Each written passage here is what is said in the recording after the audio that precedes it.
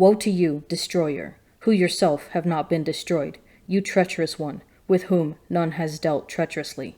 When you have ceased to destroy, you will be destroyed. And when you have made an end of dealing treacherously, you will be dealt with treacherously. O Lord, be gracious to us. We wait for you. Be our arm every morning, our salvation in the time of trouble. At the thunderous noise, peoples flee. At the lifting up of yourself, nations are scattered, and spoil is gathered, as the caterpillar gathers. As locusts sleep, men leap upon it. The Lord is exalted, for he dwells on high. He will fill Zion with justice and righteousness, and he will be the stability of your times, abundance of salvation, wisdom, and knowledge. The fear of the Lord is his treasure. Behold, the valiant ones cry without. The envoys of peace weep bitterly. The highways lie waste. The wayfaring man ceases. Covenants are broken. Witnesses are despised. There is no regard for man. The land mourns and languishes. Lebanon is confounded and withers away. Sharon is like a desert. And Bashan and Carmel shake off their leaves. Now I will arise, says the Lord. Now I will lift myself up. Now I will be exalted. You conceive chaff. You bring forth stubble. Your breath is a fire that will consume you. And the peoples will be as if burned to lime, like thorns cut down that are burned in the fire. Hear, you who are far off, what I have done, and you who are near acknowledge my might. The sinners in Zion are afraid. Trembling has seized the godless. Who among us can dwell with the devouring fire? Who among us can dwell with everlasting burnings? He who walks righteously and speaks uprightly, who despises the gain of oppressions, who shakes his hands lest they hold a bribe, who stops his ears from hearing of bloodshed, and shuts his eyes from looking upon evil. He will dwell on the heights. His place of defense will be the fortresses of rocks. His bread will be given him, his water will be sure. Your eyes will see the king in his beauty. They will behold a land that stretches afar. Your mind will muse on the terror. Where is he who counted? Where is he who weighed the tribute? Where is he who counted the towers? You will see no more the insolent people, the people of an obscure speech which you cannot comprehend, stammering in a tongue which you cannot understand.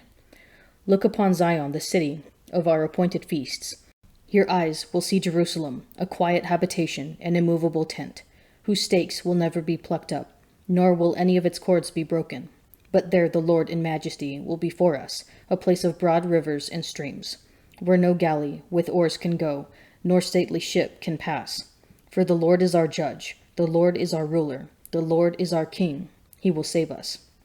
Your tackle hangs loose. It cannot hold the mast firm in its place, or keep the sail spread out. Then prey and spoil in abundance will be divided. Even the lame will take the prey. And no inhabitant will say, I am sick. The people who dwell there will be forgiven their iniquity. Draw near, O nations, to hear, and listen, O peoples. Let the earth listen, and all that fills it, the world and all that comes from it.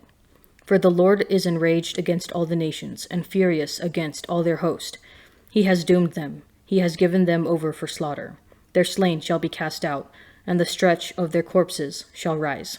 The mountains shall flow with their blood. All the host of heaven shall rot away, and the skies roll up like a scroll. All their host shall fall, as leaves fall from the vine, like leaves falling from the fig tree.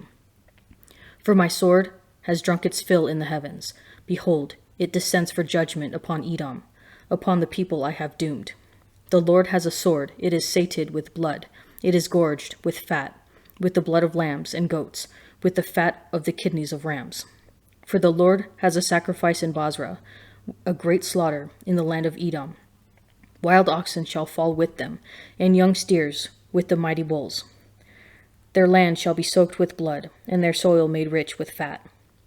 For the Lord has a day of vengeance, a year of recompense for the cause of Zion. And the streams of Edom shall be turned into pitch, and her soil into brimstone. Her land shall become burning pitch. Night and day it shall not be quenched, its smoke shall go up forever. From generation to generation it shall lie waste, none shall pass through it forever and ever. But the hawk and the porcupine shall possess it, the owl and the raven shall dwell in it. He shall stretch the line of confusion over it, and the plummet of chaos over its nobles. They shall name it no kingdom there, and all its princes shall be nothing. Thorns shall grow over its strongholds, nettles and thistles in its fortresses. It shall be the haunt of jackals, an abode for ostriches. And wild beasts shall meet with hyenas, and the satyr shall cry to his fellow. Yes, there shall the night creature alight, and find for herself a resting place. There shall the owl nest, and lay, and hatch, and gather her young in her shadow. Yes, there shall the kites be gathered, each one with her mate. Seek and read from the book of the Lord. Not one of these shall be missing, none shall be without her mate. For the mouth of the Lord has commanded, and his spirit has gathered them.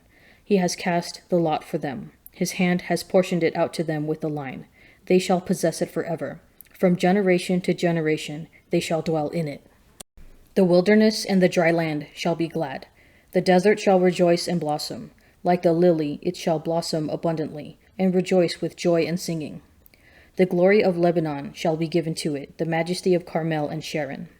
They shall see the glory of the Lord, the majesty of our God. Strengthen the weak hands, and make firm the feeble knees. Say to those who are of a fearful heart, Be strong, fear not. Behold, your God will come with vengeance, with the recompense of God. He will come and save you. Then the eyes of the blind shall be opened, and the ears of the deaf unstopped. Then shall the lame man leap like a deer, and the tongue of the mute sing for joy. For waters shall break forth in the wilderness, and streams in the desert. The burning sand shall become a pool, and the thirsty ground springs of water. The haunt of jackals shall become a swamp. The grass shall become reeds and rushes. And a highway shall be there, and it shall be called the Holy Way. The unclean shall not pass over it, and fools shall not err therein. No lion shall be there, nor shall any ravenous beast come upon it. They shall not be found there, but the redeemed shall walk there, and the ransomed of the Lord shall return, and come to Zion with singing. Everlasting joy shall be upon their heads.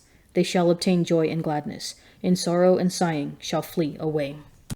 In the 14th year of King Hezekiah, Sennacherib, king of Assyria, came up against all the fortified cities of Judah and took them. And the king of Assyria sent the Rabshakeh from Lachish to King Hezekiah at Jerusalem with a great army. And he stood by the conduit of the upper pool on the highway to the fuller's field. And there came out to him Eliakim the son of Hilkiah, who was over the household, and Shebna the secretary, and Joah the son of Asaph the recorder. And the Rabshakeh said to them, Say to Hezekiah, Thus says the great king, the king of Assyria, On what do you rest this confidence of yours? Do you think that mere words are strategy and power for war? On whom do you now rely, that you have rebelled against me? Behold, you are relying on Egypt, that broken reed of a staff, which will pierce the hand of any man who leans on it. Such is Pharaoh, king of Egypt, to all who rely on him.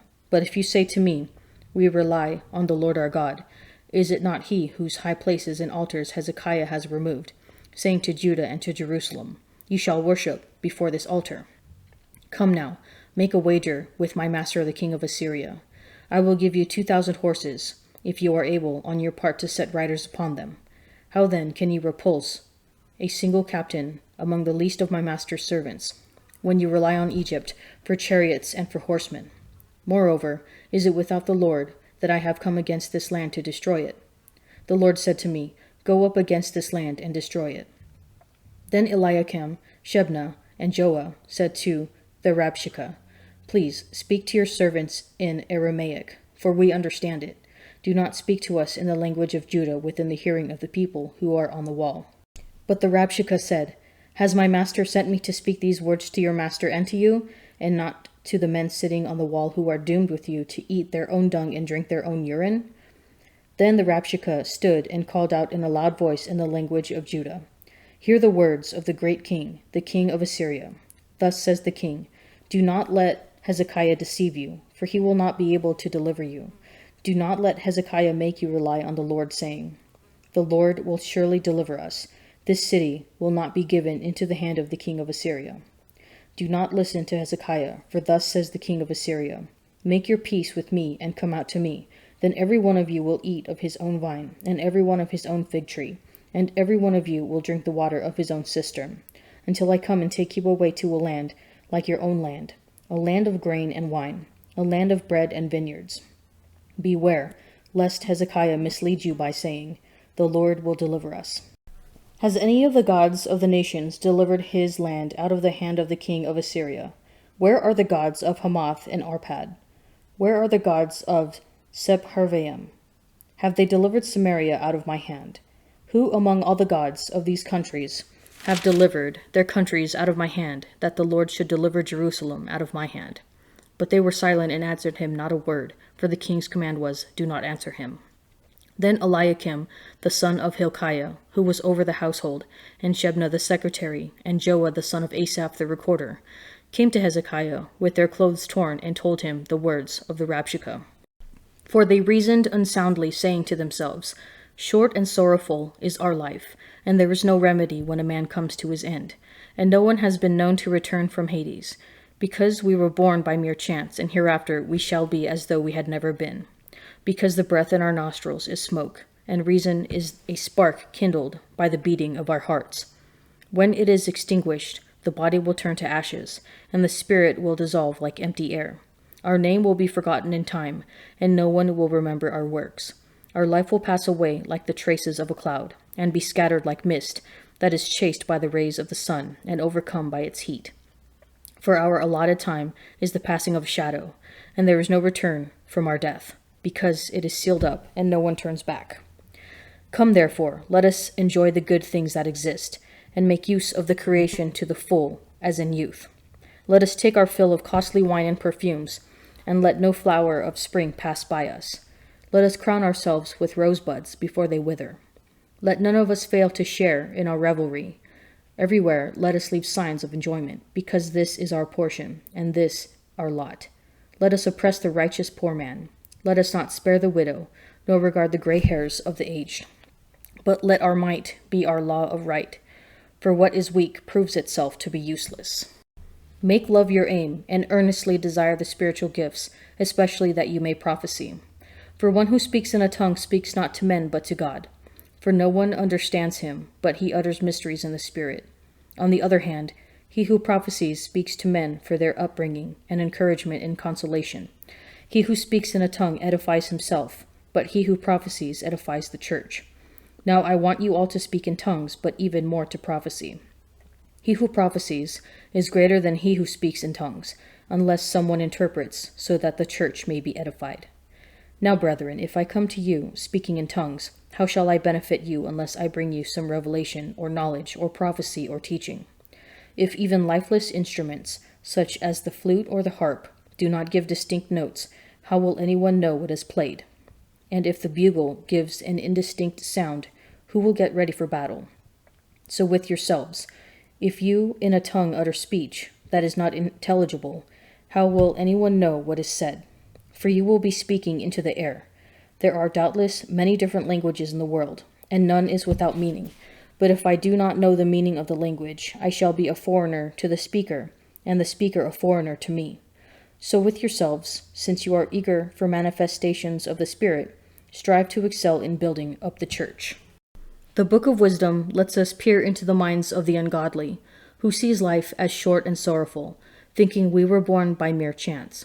They do not believe in the existence of an eternal soul, thinking instead that hereafter we shall be as though we had never been, and the spirit will dissolve like empty air. Nothing could be further from the truth. Christianity understands that the human person is created with both a body and a soul. Not only do we understand that the soul is immortal and will live forever, we also profess as a central tenet of our faith the resurrection of Jesus Christ, who will raise us up, body and soul, to new life. There is a return from our death. For this reason, we who believe and have been baptized into Christ Jesus do not live only for this temporal, passing life, but we look forward to the life to come, and this changes, or should change, how we live. St. Paul exhorts us, make love your aim. If we love with the love of Christ, we will see the glory of the Lord, and we will bring others with us. How can you make love your aim today?